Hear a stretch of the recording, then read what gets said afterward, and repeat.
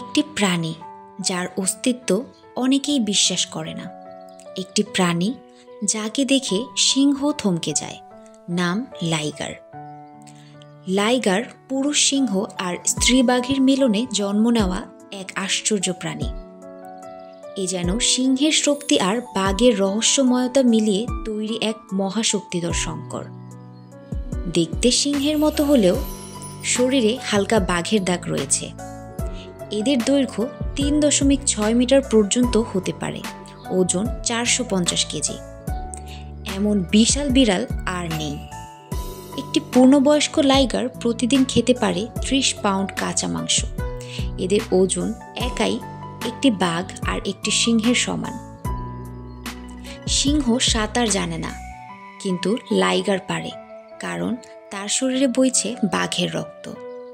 এমনকি মানুষের সান্নিধ্য এরা পছন্দ করে।